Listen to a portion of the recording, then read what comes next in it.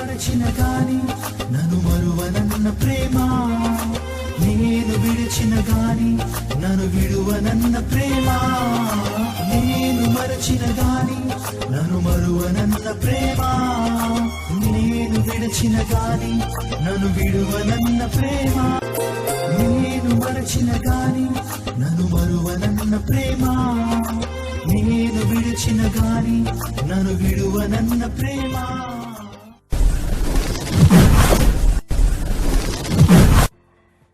దేవుని నామానికి స్తోత్రములు.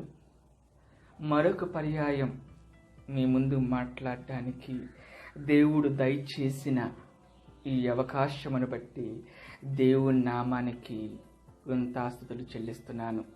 అలాగే వింటున్న మీ అందరికీ దేవుని పేరిట మన పరిశుద్ధుడైన ప్రభువైన యేసుక్రీస్తు నామములో మీ అందరకు వందనాలు తెలియజేస్తున్నాను. హల్లెలూయా, హల్లెలూయా. పరిశుద్ధ గ్రంథం కలిగిన వారందరూ ఒకసారి పరిశుద్ధ గ్రంథం తెరిచినట్లయితే పరిశుద్ధ గ్రంథంలో నుంచి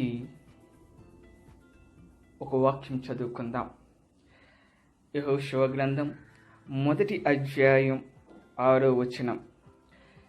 యెహోషువ గ్రంథం 1వ అధ్యాయం 6వ వచనం. నిన్ను విడవను, నిన్ను ఎడబాయను, నిబ్బరము కలిగి ధైర్యముగా నుండుము. ఆమేన్, హల్లెలూయా. నిన్ను విడవను, నిన్ను ఎడబాయను, నిబ్బరము కలిగి ధైర్యముగా నుండుము. ఆమేన్. కనులు మూసుకున్నట్లయితే ప్రార్థన చేసుకుందాం. మహాపరిశుద్ధుడా, మహోన్నతుడా యేసయ్యా, నీకే స్తుతి స్తోత్రములు చెల్లిస్తున్నాం నాయన. ఇంతవరకు నీ రెక్కల చాటున మమ్మల్ని కాచి కాపాడిన విధానాన్ని బట్టి నీకే స్తోత్రం. ఈ లాక్డౌన్ పీరియడ్లో ప్రభువా సురక్షితంగా మమ్మల్ని నీ రెక్కల చాటున మహోన్నతుని చాటున మమ్మల్ని భద్రపరిచినందుకు నీకే స్తుతి స్తోత్రములు చెల్లిస్తున్నాము నాయన. ఇదిగో ప్రభువా, నీ బిడ్డలతో మరొకసారి మాట్లాడే అవకాశం దయచేసినందుకు వందనములు ప్రభువా. ఇదిగో నన్ను నేను నీ పాదాలు ఎదుట సమర్పించుకుంటున్నాను ప్రభువా. నా నోటి ద్వారా మీరు మీ బిడ్డలతో ఏం మాట్లాడాలనుకుంటున్నారో తేటగా, స్పష్టముగా, మధురముగా మాట్లాడమని అడుగుతున్నాను ప్రభువా. మాట్లాడబోచుండగా వాళ్ళ హృదయములోనికి ఈ మాటలు వెళ్ళేటట్లు సహాయం చేయండి. తద్వారా నూతన జీవితం కలిగి నూతనముగా మారు మనసు కలిగేటట్లు సహాయం చేయండి. ఫలించే జీవితాలుగా వాళ్ళని దయచేయమని అడుగుతున్నాం ప్రభువా. నీ మాటల ద్వారా వాళ్ళ జీవితాలు ఫలభరితముగా మార్చమని, ఎందరైతే ఈ మాటలు వింటున్నారో వాళ్ళ జీవితాలను ధన్యకరంగా మార్చమని నజరేయుడైన యేసు పరిశుద్ధ నామమున అడిగి వేడుకొనుచున్నాం తండ్రి. ఆమేన్. హల్లెలూయా, హల్లెలూయా, హల్లెలూయా.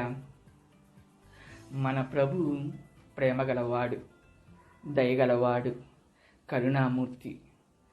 అంతేకాకుండా అపరిమితమైన జాలి గలవాడు, మనల్ని ఎప్పుడు జ్ఞాపకం ఉంచుకునేవాడు. ఆమేన్, హల్లెలూయా, హల్లెలూయా.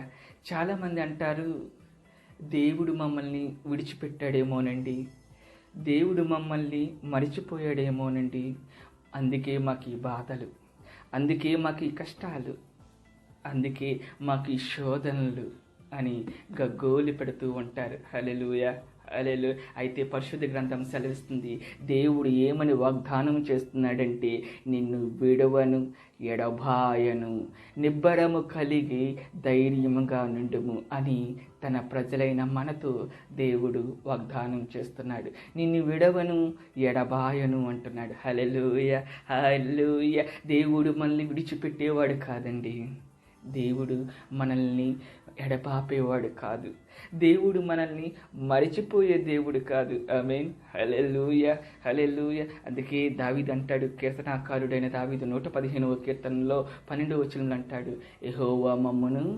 మరిచిపోలేదు, మమ్మను ఆశీర్వదించాను అంటాడు. హల్లెలూయా. యెహోవా మమ్మను మరిచిపోలేదు, ఆయన మమ్మను ఆశీర్వదించనంట. ఆమేన్. దేవుడు మరిచిపోయే దేవుడు కాదండి. హల్లెలూయా.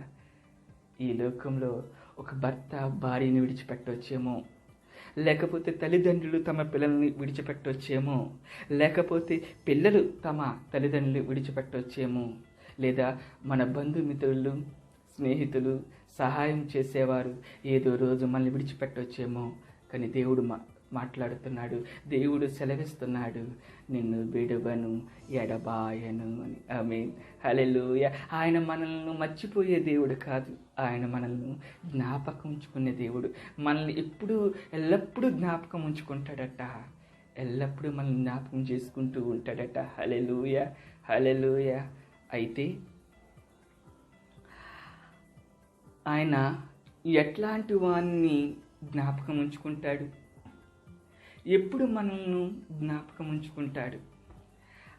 ఆయన ఎట్లాంటి వారిని జ్ఞాపకం ఉంచుకుంటాడు? ఎప్పుడు మనల్ని జ్ఞాపకం ఉంచుకుంటాడు? ఆయన మనల్ని విడిచిపెట్టకూడదు అంటే మనం ఎలా ఉండాలి? ఆయన మనల్ని మరిచిపోకూడదు అంటే మనం ఎలా జీవించాలి? ఆయన మనల్ని ఎల్లప్పుడూ జ్ఞాపకం ఉంచుకోవాలి అంటే మన జీవితం ఎట్లా ఉండాలి? ఆమేన్. హల్లెలూయా. ఈ అంశాల గురించి ఈరోజు దేవుడు పరిశుద్ధ గ్రంథం ద్వారా తెలుసుకుందాం. పరిశుద్ధ గ్రంథం ద్వారా దేవుడు మనతో ఏం మాట్లాడతాడో చూద్దాం. ఆయన మనల్ని విడిచిపెట్టకూడదు అంటే మనం ఎలా ఉండాలి? ఆయన మనల్ని మర్చిపోకూడదు అంటే మనం ఎలా జీవించాలి? ఆయన ఎల్లప్పుడూ మన జ్ఞాపకం ఉంచుకోవాలి అంటే మన జీవితం ఎట్లా ఉండాలి? హల్లెలూయా. పరిశుద్ధ గ్రంథంలో కొందరు భక్తుల జీవితాల ద్వారా ఈరోజు మనం కొన్ని పాఠాలు నేర్చుకుందాం. ఆమేన్. హల్లెలూయా, హల్లెలూయా, హల్లెలూయా. దేవుడు ఒక భక్తుడితో మాట్లాడుతున్నాడు.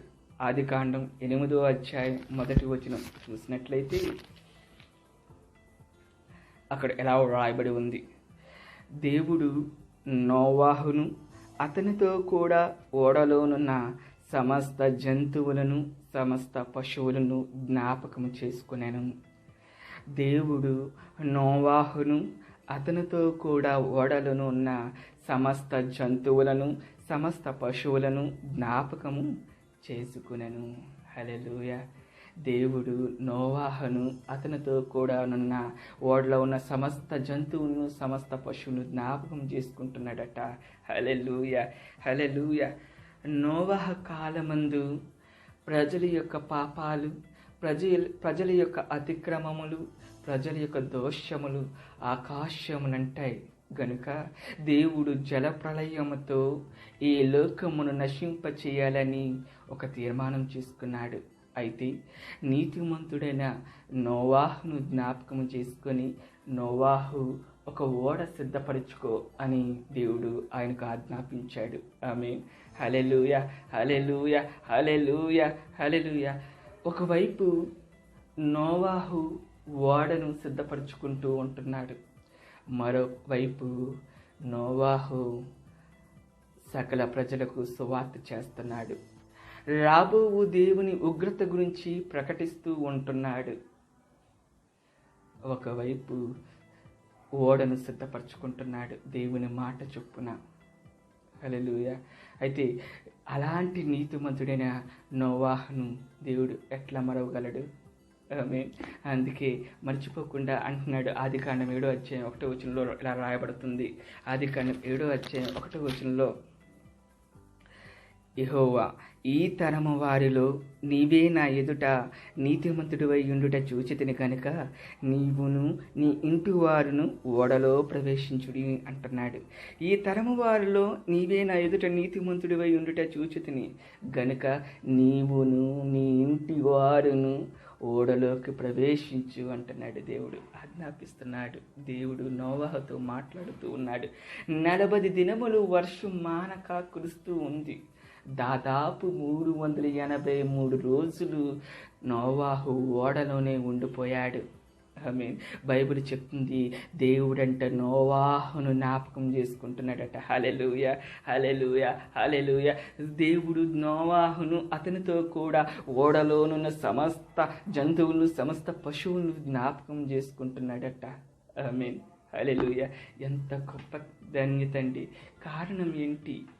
కారణం దేవుడు నోవాహును జ్ఞాపకం చేసుకోవడానికి కారణం ఏమిటి అంటే నోవాహు దేవుని మాటకు లోబడ్డాడు, దేవుని మాటకు విధేయత చూపించాడు, దేవుని మాట ప్రకారం జీవించాడు.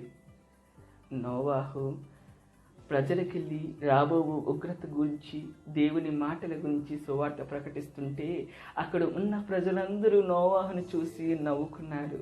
నోవాహు పిచ్చి పట్టిందా, వెర్రివాడా, దేవుడు ఉగ్రత పంపించడం ఏంటి అని నవ్వుకున్నాడు.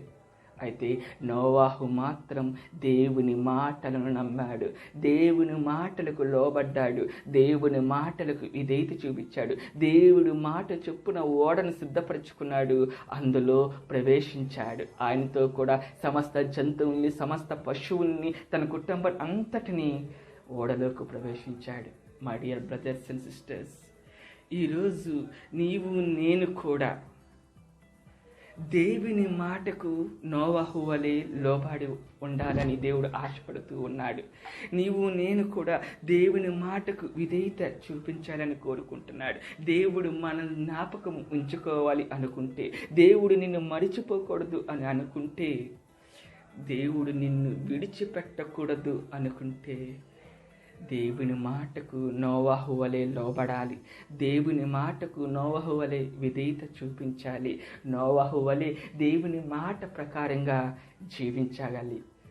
అలా జీవించినట్లయితే దేవుడు నిన్ను నన్ను జ్ఞాపకం ఉంచుకుంటాడు. హల్లెలూయా. దేవుడు మనల్ని విడిచిపెట్టకూడదు అంటే మనం ఎలా ఉండాలి? దేవుడు మనల్ని మరిచిపోకూడదు అంటే మనం ఎట్లా జీవించాలి? దేవుడు మనల్ని జ్ఞాపకం ఉంచుకోవాలి అంటే మన జీవితం ఎట్లా ఉండాలి అని ఇప్పటి వరకు నోవాహు జీవితం ద్వారా కొన్ని పాఠాలు నేర్చుకున్నాం. నోవాహు ఎట్లా దేవుడికి విధేయత చూపించాడు, నోవాహు ఎట్లా దేవుని మాటకు లోబడ్డాడు, నోవాహు ఎట్లా దేవుని మాట ప్రకారం జీవించాడో నోవాహు జీవితం ద్వారా కొన్ని పాఠాలు నేర్చుకున్నాం. మరి అదే పరిశుద్ధ గ్రంథంలో నుంచి మరొక భక్తుడి గురించి కూడా తెలుసుకుందాం. దేవుని మాటకు లోబడ్డం గురించి, దేవుని మాటకి విధేయత చూపించడం గురించి మాట్లాడుతున్నప్పుడు ఆ భక్తుడి గురించి మాట్లాడకుండా మనం ఉండలేం, ఆ భక్తుడిని తలుచుకోకుండా మనం ఉండలేం. విధేయత లోబడ్డం కోసం మాట్లాడుతున్నప్పుడు ఆ భక్తుడి గురించి తప్పనిసరిగా మాట్లాడకుండా ఉండలేం, మాట్లాడుకోవాలి. మరి ఆ భక్తుడు ఎవరంటే ఆయనే విశ్వాస వీరుడు, మన పితరుడైన అబ్రహాం గారు. అబ్రహాము దేవుని మాటకు లోబడ్డాడు, దేవుని పిలుపుకు లోబడ్డాడు, దేవుని మాట ప్రకారంగా జీవించాడు. అసలు అబ్రహాముకు దేవుని పిలుపు రాకముందు ఎవరయ్యా ఈ అబ్రహాం అంటే, ఎట్లా ఉండేవాడు అబ్రహాం అంటే యెహోషువ గ్రంథం 24వ అధ్యాయం 2వ వచనంలో రాయబడుతుంది. ఈ అబ్రహాం అనే మనుషుడు యూఫ్రాటిస్ అనే నది అద్దరిన మెసొపొటేమియా దేశములో ఆకాశ నక్షత్రములను, చంద్ర నక్షత్రములను దేవుళ్ళు అనుకొని పూజించే ఒక విగ్రహారాధకుడు. ఆయనేమి జీవమగల దేవుణ్ణి నమ్మినవాడు కాదు. ఆయనేమి ఈ పరిశుద్ధ గ్రంథం సెలవిస్తున్న దేవుణ్ణి, పరిశుద్ధ గ్రంథంలో ఉన్న దేవుణ్ణి మొదటి నుంచి విశ్వాసించిన వాడు కాదు. కనిపించే ప్రతి చెట్టు పుట్టని, ప్రతి రాయి రెప్పని దేవుళ్ళుగా పూజించే ఒక విగ్రహారాధకుడు ఆయన. దానియేలు గ్రంథం 5:4లో రాయబడుతుంది. ఆ మెసొపొటేమియాలో, ఆ ఇరాకు దేశంలో ఆ ప్రజల మధ్య ఉన్నప్పుడు ఈ అబ్రహాము ఎలా విగ్రహారాధన చేసేవాడంటే, వాళ్ళు ఆ ఆరాధనలో ఎలాంటి ఆచారం ఉండేది అంటే, ఆ దానియేలు గ్రంథం 5వ అధ్యాయం 4వ వచనంలో రాయబడుతుంది. వాళ్ళు బాగా త్రాగి ఆరాధించేవారట. ఏం చేసేవారు? వాళ్ళ ఆరాధనలో త్రాగుడు అలవాటు ఉండేదట. వాళ్ళు ఆచారం త్రాగి ఆ దేవతలను పూజించేవారట. చుక్క లోపలికి వెళ్ళందే ఆరాధన వాళ్ళకు వచ్చేది కాదు. హల్లెలూయా, హల్లెలూయా. చూడండి, దానియేలు గ్రంథం 5:4 చూసినట్లయితే, వారు బంగారు, వెండి, ఇత్తడి, ఇనుము, కల్లారాయి అని వాటితో చేసిన దేవతలను స్తుతించుచు ద్రాక్షారసము త్రాగుచుండగా అంటున్నాడు. వాళ్ళ ఆరాధనలో త్రాగుడు అలవాటు. వాళ్ళు ఆ త్రాగుడనే ఆచారం త్రాగి ఆరాధన చేసేవారట. చుక్క లోపలికి వెళ్ళందే ఆ ఆరాధన వచ్చేది కాదు వారికి. అలాంటి విగ్రహారాధకుడైన అబ్రహామును దేవుడు పిలుచుకున్నాడట. బైబిల్ పరిశుద్ధ గ్రంథంలో స్టెఫెన్ అనే భక్తుడు తన ప్రసంగంలో ఎలా అంటాడు, మన పితృడైన అబ్రహాము మెసొపొటేమియా దేశంలో ఉంటున్నప్పుడు మహిమగల దేవుడు ప్రత్యక్షమైనాడట.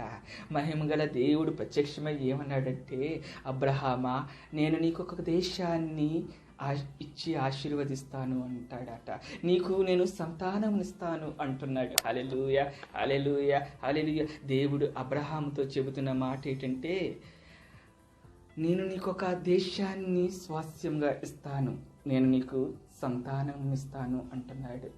దేవుడు అబ్రహాంతో మాట్లాడుతున్నప్పుడు అబ్రహాము వయస్సు 75 సంవత్సరాలు. ఆమేన్. 75 సంవత్సరాలు ముసలవాయంతో మాట్లాడుతున్న మాటలేటో తెలుసా?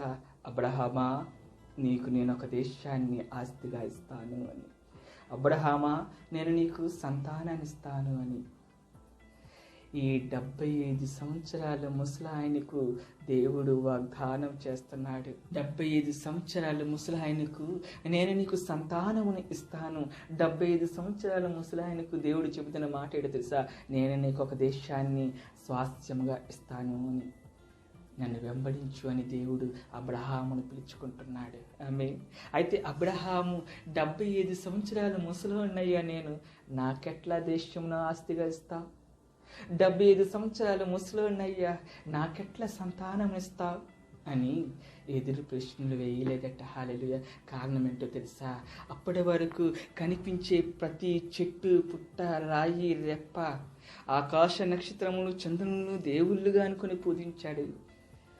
ఏ దేవత ఆయనకు ప్రత్యక్షమై మాట్లాడిన అనుభవం లేదు. ఏ దేవుడు ఆయన్ని దర్శించిన అనుభవం లేదు. ఏ దేవుడు ఆయనతో మాట్లాడిన అనుభవం లేదు. మొట్టమొదటిసారిగా ఈ బైబిల్ దేవుడు, ఈ పరిశుద్ధ గ్రంథం మాట్లాడుతున్న దేవుడు నాతో మాట్లాడాడు, నన్ను దర్శించాడు అని అబ్రహాము దేవుని మాటను నమ్మాడు. అబ్రహాము దేవుని మాటకు లోబడ్డాడు. అబ్రహాము దేవుని మాటకు విధేయత చూపించాడు. ఈ దేవుడు నాకు ప్రత్యక్షమయ్యాడయ్యా, ఈ దేవుడు నాతో మాట్లాడాడు. ఇప్పటి వరకు ఎన్నో దేవతలను పూజించాను, ఎందరినో పూజించాను, కానీ ఎవ్వరూ నాతో మాట్లాడలేదు. హల్లెలూయా, హల్లెలూయా, హల్లెలూయా. ఈ జీవము గల దేవుడు నాతో మాట్లాడి ఉన్నాడు అని. అందుకు అబ్రహాము దేవుడిని నమ్మాడు. హల్లెలూయా, హల్లెలూయా. ఈయనే నిజమైన దేవుడు అని అందుకు నమ్మాడు. హల్లెలూయా, హల్లెలూయా అంటున్నాడు. అబ్రహామా, నన్ను వెంబడించు. ఆమేన్. ఏమంటున్నాడు దేవుడు? నన్ను వెంబడించు, నేను నీ దేశమును, నీ స్వజనమును విడిచి నన్ను వెంబడించు అంటున్నాడు. అబ్రహాము ఆ మాటకు లోపడ్డాడు. దేవుని మాటకు విధేయత చూపించాడు. తన దేశమును, తన స్వజనమును విడిచాడు. ఆ పాడు సాంప్రదాయాల నుంచి, ఆ పాడు అలవాట్ల నుంచి, ఆ పనికిరాని పరిస్థితుల నుంచి అబ్రహాం తన్ను తాను వేరుపరుచుకున్నాడు. ఆమె ఆ పాపపు సాంప్రదాయాల నుంచి, ఆ విగ్రహారాధన నుంచి, ఆ లోక ఆచారాల నుంచి అబ్రహాము తన్ను తాను వేరుపరుచుకొని దేవుణ్ణి వెంబడించాడు. పరిశుద్ధ గ్రంథంలో అపోస్తలుడైన పేతురు అంటాడు, మూర్ఖులకు ఈ తరము వారికి వేరై రక్షణ పొందుడి అని అంటున్నాడు. హల్లెలూయా, హల్లెలూయా, హల్లెలూయా. నువ్వు దేవుని కొరకు వేరవ్వాలి. ఈ లోక ఆచారాల నుంచి, ఈ లోక మర్యాదల నుంచి, ఈ లోకంలో ఉండే తప్పుడు విధానంలో నుంచి దేవుని కొరకు వేరవ్వాలి అని దేవుడు ఈరోజు మనతో మాట్లాడుతూ ఉన్నాడు. రోమాపత్రిక 12:2 రాయబడుతుంది కదా, ఈ లోక మర్యాదను అనుసరింపక.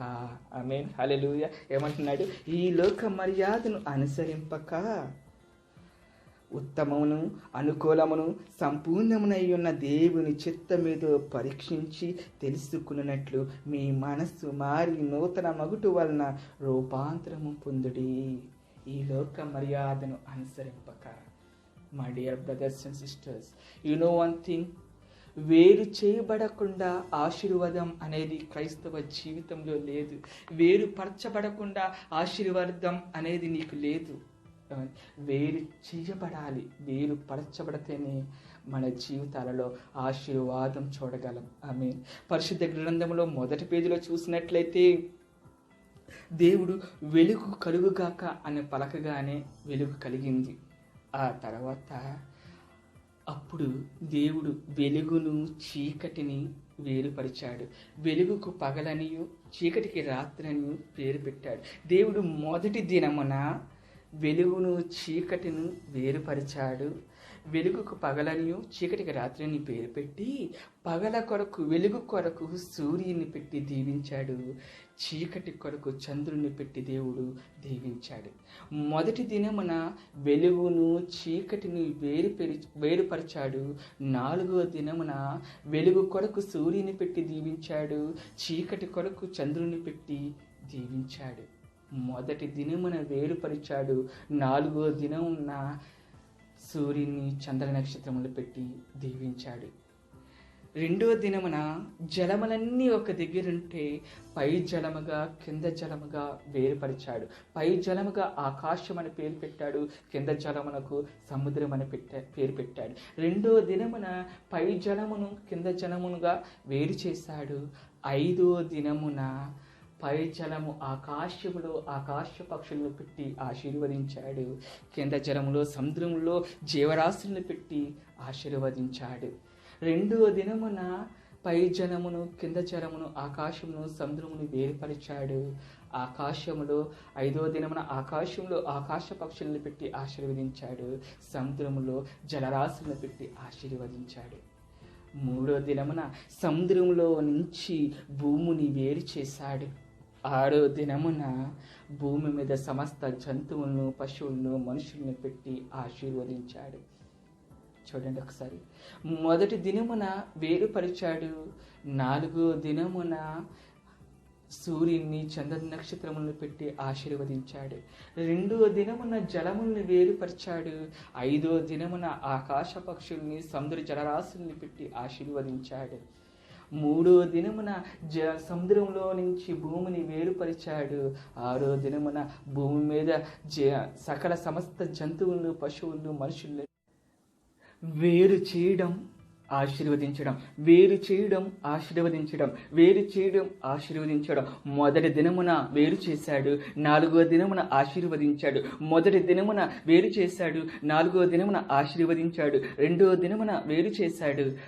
5వ దినమున ఆశీర్వదించాడు. 3వ దినమున వేరు చేశాడు. 6వ దినమున ఆశీర్వదించాడు. వేరు పరచబడకుండా క్రైస్తవ జీవితంలో ఆశీర్వాదం అనేది ఉండదు. నువ్వు ప్రత్యేకపరచబడకుండా క్రైస్తవ జీవితంలో ఆశీర్వాదం అనేది ఉండదు. ఆమేన్.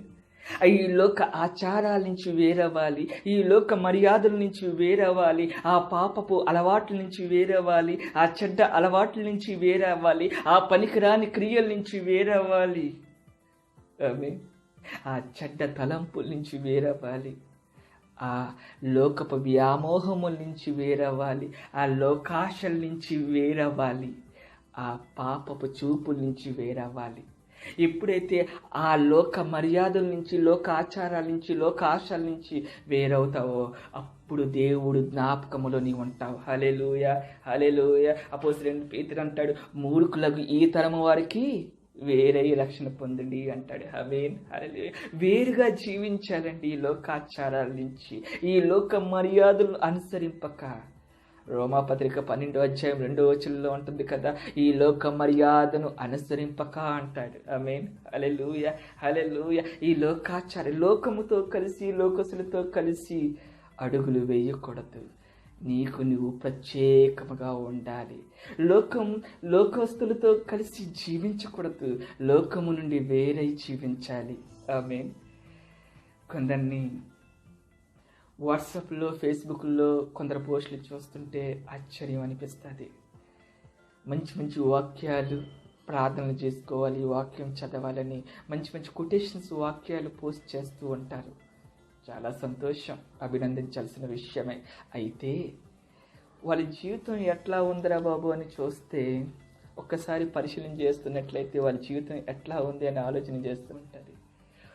అదే వ్యక్తి ఒకవైపు అదే వాట్సాప్లో దేవుని వాక్యాలు, మంచి మంచి స్పీకర్స్ మాట్లాడుతున్నాయి, అందరూ భక్తులు స్పీకర్స్ మాట్లాడుతున్న వాక్యాలు, ప్రసంగాలు పెడుతూ ఉంటారు.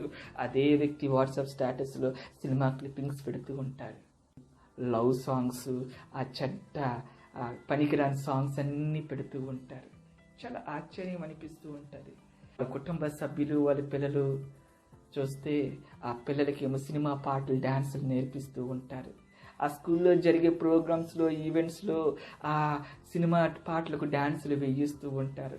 ఆ కల్చరల్ యాక్టివిటీస్లో ఆ కృష్ణుడి వేషాలు, ఆ వేషాలు, ఈ వేషాలు అన్నీ వేయిస్తూ ఉంటారు. దీపావళి వస్తే ఆ టపాసులు, ఆ లైటింగ్స్, క్రాకర్స్, ఆ మేడ మీద వరుసగా దీపాలు. ఆశ్చర్యం అనిపిస్తుంది చేయాలని. ఈయన కుటుంబం చూస్తే ఎట్లా ఉందేంటా అని ఆశ్చర్యం వేస్తూ ఉంటుంది. వీళ్ళ తల్లిదండ్రులు ఏమో ఎంతో భక్తిగా ఉంటారు, కన్నీటితో ప్రార్థన చేస్తారు, ఉద్యమంగా పాటలు పాడతారు, చర్చిలో ఉన్నతమైన పాత్రలు పోషిస్తూ ఉంటారు. వీళ్ళు కూడా ఆదివారం రాగానే క్వాయిర్స్లో మెంబర్స్గా ఉంటారు, పాటలు పాడతారు, వాక్యాలు చదువుతారు, ప్రార్థనలు చేస్తూ ఉంటారు. సోమవారం నుంచి శనివారం వరకు లోకంతో కలిసి లోక స్నేహాలు చేస్తూ ఉంటారు, లోకంతో స్నేహం చేస్తూ ఉంటారు, లోకాశలలో మునిగి తేలుతూ ఉంటారు. ఒకే మనిషి 2 పడవల మీద ప్రయాణం చేయడం అట్లా సాధ్యం? ఇది కరెక్టేనా? సగమేమో క్రైస్తవుడిగా ఉంటాం, సగమేమో లోకానుసారుడిగా ఉంటాం. ఇది కరెక్టేనా? ఒకసారి ఆలోచించు. ఆదివారం మాత్రం భక్తిపరుడులా కనబడతావు, సోమవారం నుంచి శనివారం వరకు లోకానుసారుడుగా జీవిస్తా. ఎవరి కోసం ఈ నటన? ఎవరి కోసం ఈ వేషధారణ? ఎందుకు? ఎవరి మెప్పు కోసం ఈ ఆరాటం? ఎందుకు ఇదంతా? ఒకసారి మా ఆఫీసులో కొందరు అంటుంటారు, సురేష్ బ్రదర్, మీ క్రైస్తవుల్ని నమ్మకూడదయ్యా అంటారు. ఆ మాట అన్నప్పుడు చాలా బాధ అనిపిస్తుంది. మీ క్రైస్తవులు భక్తి అనే ముసుగులో మోసాలు చేస్తూ ఉంటారు. మీ క్రైస్తవులు మంచితనం అనే ముసుగులో అవినీతి కార్యాలు చేస్తూ ఉంటారు అని అంటాడు. ఎవరో ఒకరు చేయడం వలన, అటువంటి పనులు చేయడం వల్ల మొత్తం క్రైస్తవ సమాజానికి మాయని మచ్చగా అవుతుంది. ఒక్కడి వల్ల క్రైస్తవ సమాజం మీదే మచ్చపడుతూ ఉంది. ఒక్కసారి ఆలోచించు. నీలాంటి వాడి ద్వారా దేవుని నామానికి అవమానం కలుగుతూ ఉంది. అపోస్తలుడైన పౌలు అంటాడు, ఈ లోక మర్యాదలను అనుసరింపక, ఈ లోక ఆచారాలను అనుసరింపక అంటాడు. నువ్వేమో లోకంతో కలిసి స్నేహాలు చేస్తూ ఉంటావు, లోకంతో కలిసి అడుగులు వేస్తూ ఉంటావు, ఆ పనికిరాని పనులన్నీ చేస్తూ ఉంటావు. సగమేమో క్రైస్తవుడిగా జీవిస్తావు, సగమేమో లోకానుసారుడిగా జీవిస్తావు. పరిశుద్ధ గ్రంథం సెలవిస్తుంది, అయితే నువ్వు వెచ్చగానే నుండు, లేకపోతే చల్లగానే నుండు అంటావు. నువ్వు క్రైస్తవుడిగా ఉంటే క్రైస్తవుడిగా ఉండు, భక్తిపరుడిగా ఉండు, లేకపోతే లోకానుసారంగా ఉండు. నువ్వు క్రైస్తవుడిగా ఉండలేవా? నీతిగా ఉండలేవా? మంచిగా ఉండలేవా? అయితే లోకంతో కలిసిపోతావా? కలిసిపో. ఎవడడిగాడు నిన్ను? ఆ లోకంతో తిరుగు, లోక స్నేహాలు చేసుకో, లోకంలో ఆ వ్యామోహాలు, లోకాశల్లో మునిగి తేలు, అంతేగాని నటించుకో. సగం క్రైస్తవుడిగా సగం లోకానుసారుడిగా జీవించొద్దు.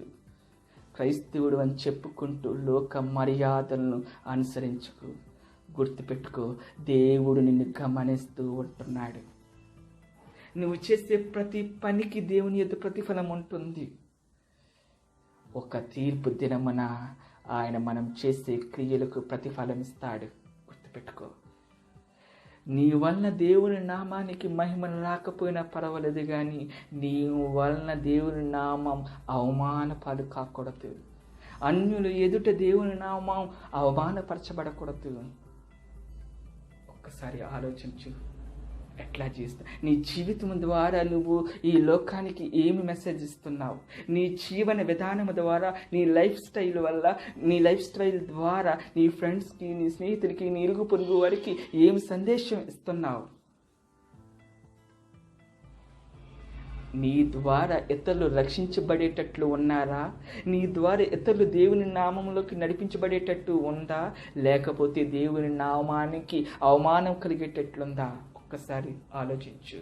నిన్ను దేవుడు గమనిస్తున్నాడు, లోకం కూడా నిన్ను గమనిస్తుంది. My dear brothers and sisters, ఎవడు నిన్ను చూడట్లేదులే అనుకుంటున్నావేమో, ఎవడు నన్ను గమనించట్లేదులే అనుకుంటున్నావేమో, లోకం నిన్ను గమనిస్తుంది.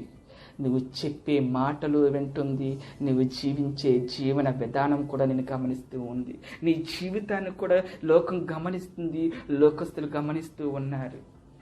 వీళ్ళేమో బయటికి మంచి మాటలు చెప్తారు, వీళ్ళు చేసే పనులు అని అనుకునేటట్టు ఉండకూడదు. జాగ్రత్త. ఎట్లా జీవిస్తున్నావు? అపోస్తలుడైన పౌలు 2 కొరింథీ 3:2 అంటాడు, మనుషులందరూ తెలుసుకొనుచు చదువుకొనుచున్న మా పత్రిక మీరే కాదా? మనమంట పత్రికలు అంటున్నాడు. మనుషులందరూ తెలుసుకొనుచు చదువుకొనుచున్న పత్రికలు అంట మనము. నీ జీవితమే ఒక పత్రిక. నీ జీవితం అనే పత్రికను ఈ లోకం చదువుతుంది. నీ జీవితం అనే పత్రికను ఈ లోకస్తులు చదువుతూ ఉన్నారు.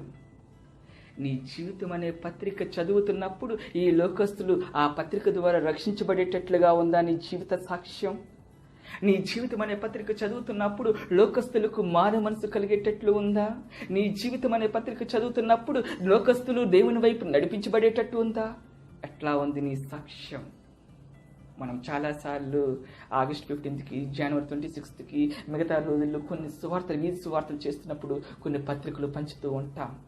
ఆ పత్రికలో ఎవరైనా కొన్ని వందల మందిలో ఒక్కరైనా రక్షించబడాలనే ఉద్దేశంతో కొన్ని పత్రికలు పంచుతూ ఉంటాం. ఆ పత్రికలో ఉన్న ఆ సారాంశం బట్టి, ఆ పత్రికలో ఉన్న సందేశంను బట్టి, ఆ పత్రికలో ఉన్న క్రీస్తు సువార్తను బట్టి, ఆ పత్రికలో ఉన్న క్రీస్తు యొక్క శుభవార్తను బట్టి కొంతమంది మారు మనసు పొందేవారు ఉన్నారు, కొంతమంది రక్షించబడేవారు ఉన్నారు. ఎంతోమంది పత్రికల ద్వారా రక్షించబడి క్రీస్తు కొరకు సాక్షులుగా జీవిస్తున్నారు. మరి ఈరోజు నీ జీవితమే ఒక పత్రిక ఉంటుంది. నీ జీవితం అనే పత్రిక ద్వారా ఈ లోకానికి నీవిచ్చే సాక్ష్యం ఏమిటి? ఆదివారం మాత్రం క్రైస్తవుడిగా, భక్తిపరుడిగా జీవిస్తూ సోమవారం నుంచి శనివారం వరకు లోకంతో కలిసి తిరుగుతున్నావా? లోకంతో కలిసి అడుగులు వేస్తున్నావా? లోకానుసారంగా జీవిస్తున్నావా? వేషధారణ జీవితం కలిగి జీవిస్తున్నావా? నటిస్తున్నావా లోకస్తుల కొరకు? జాగ్రత్త. ఎట్లా ఉంటుంది? లోక మర్యాదలను, లోకాచారాలను అనుసరించకూడదు. ఉంటే వెచ్చగానే ఉండు, లేకపోతే చల్లగానే ఉండు. ఉంటే లోకంతో కలిసి ఉండు. ఎవడు నీకేం అండు, ఎవడు నిన్ను ఇబ్బంది పెట్టట్లేదు, బలవంతం చేయట్లేదు. లోకంతో కలిసి తిరుగు. లోకంతో ఆ అల్లరితో కూడిన ఆట పాటల్లో మునిగి తేలు, లోకాశల్లో మునిగిపో, నో ప్రాబ్లం. లేదా క్రైస్తవుడిగా ఉండాలనుకుంటున్నావా? లోకము నుంచి వేరే ప్రత్యేకంగా జీవించు. ఇతరులకు మాదిరికరంగా జీవించు. నీ జీవితం ద్వారా మాదిరికరంగా జీవించు. మాదిరికరమైన జీవితంగా జీవించు. నీ జీవన విధానం ద్వారా ఇతరులకు మాదిరికరంగా ఉండాలి. నీ మాటల ద్వారా ఇతరులకు మాదిరికరంగా ఉండాలి. నీవే ఇతరులకు ఒక పత్రికగా ఉండాలి. క్రీస్తు కొరకు సాక్ష్యం ఇచ్చే పత్రికగా ఉండాలి. ఎట్లా చేస్తున్నావు ఈరోజు? ఒకసారి ఆలోచన చేయి. అడుగడుగున నటిస్తూ జీవిస్తున్నావేమో. నీవు చేసే పనుల వల్ల క్రైస్తవ సమాజానికి చెడ్డ పేరు వస్తుందేమో. నీవు చేసే పనుల వల్ల దేవుని నామానికి అవమానం కలుగుతుందేమో. My dear brothers and sisters, ఒక్కసారి పరిశీలించుకో. దేవుడు ఈరోజు నీతోనే మాట్లాడుతూ ఉన్నాడు. నీ జీవన విధానం ఎట్లా ఉంది? నీ జీవితం ఎట్లా ఉంది? దేవుడు అబ్రహామును ఆశీర్వదించడానికి కారణం, దేవుడు అబ్రహామును జ్ఞాపకం ఉంచుకోవడానికి కారణం, దేవుని మాటకు లోబడ్డాడు, దేవుని మాటకు విధేయత చూపించాడు, దేవుని మాట ప్రకారంగా జీవించాడు, లోకము నుంచి వేరై వచ్చాడు, దేవుడు చెప్పిన ప్రదేశమునికి వెళ్ళాడు, దేవుని మాట చొప్పున జీవించాడు. కనుక దేవుడు అబ్రహామును ఆశీర్వదించాడు. నోవాహును దేవుడు ఎందుకు జ్ఞాపకం చేసుకున్నాడంటే దేవుని మాటకు లోబడ్డాడు, దేవుని మాటకు విధేయత చూపించాడు, దేవుని మాట ప్రకారంగా జీవించాడు. అందుకే నోవాహును దేవుడు జ్ఞాపకం చేసుకున్నాడు. నోవాహును, అబ్రహామును, ఇలా చాలామంది దేవుడు ఎందుకు జ్ఞాపకం చేసుకున్నారంటే దేవుడు మాట ప్రకారంగా వాళ్ళు జీవించారు, దేవుని మాటకు లోబడ్డారు, దేవుని మాటకు విధేయత చూపించారు. ఈరోజు దేవుడు నీతో మాట్లాడుతున్నాడు, బ్రదర్. దేవుని మాటకు లోబడతావా? దేవుని మాటకి విధేయత చూపుతావా? ఎప్పుడైతే నువ్వు దేవుని మాట ప్రకారంగా జీవిస్తావో, ఎప్పుడైతే వాక్యానుసారంగా జీవిస్తావో, అప్పుడు దేవుని జ్ఞాపకములో నీ ఉంటావు. హల్లెలూయా, హల్లెలూయా. దేవుడు నిన్ను విడిచిపెట్టకూడదు అని అనుకుంటే, దేవుడు నిన్ను మరిచిపోకూడదు అని అనుకుంటే, దేవుడు నిన్ను ఎప్పుడు జ్ఞాపకం ఉంచుకోవాలి అనుకుంటే, నీ జీవితం మాదిరికరమైన జీవితంగా ఉండాలి. నీవు జీవించే విధానం మాదిరికరమైన జీవన విధానంగా ఉండాలి. నువ్వు మాట్లాడే మాటలు మాదిరికరమైన మాటలుగా ఉండాలి. నిన్ను బట్టి ఇతరులు రక్షించబడేటట్టు ఉండాలి. ఆమేన్. హల్లెలూయా, హల్లెలూయా. దేవుని మాటకు లోబడాలి, దేవుని మాటకు విధేయత చూపించాలి. ఎప్పుడైతే దేవుని మాట ప్రకారంగా జీవిస్తావో దేవుడు నిన్ను జ్ఞాపకం ఉంచుకుంటాడు. అప్పుడు దేవుడు నీతో అంటున్నాడు, నిన్ను విడవను ఎడబాయను అంటున్నాడు. హల్లెలూయా. దేవుడు నిన్ను విడిచిపెట్టకూడదు అనుకుంటే, దేవుడు నిన్ను ఎడబాపకూడదు అనుకుంటే, దేవుడు నిన్ను మరిచిపోకూడదు అనుకుంటే, దేవుడు ఎల్లప్పుడూ నిన్ను జ్ఞాపకం ఉంచుకోవాలి అనుకుంటే, నోవాహు, అబ్రహాము వలె దేవుని మాటకు లోబడాలి, దేవుని మాటకు విధేయత చూపించాలి, దేవుని మాట ప్రకారంగా జీవించాలి. ఈ లోక ఆచారాల నుంచి, ఈ లోక మర్యాదల నుంచి వేరై వాక్యానుసారంగా ఎప్పుడైతే జీవిస్తావో అప్పుడు దేవుడు జ్ఞాపకం ఉంచుకుంటాడు. అప్పుడు దేవుడు నిన్ను విడిచిపెట్టడు, ఎడబాపడు. ఆమేన్. అట్టి కృపను, ధన్యతను దేవుడు మన అందరికీ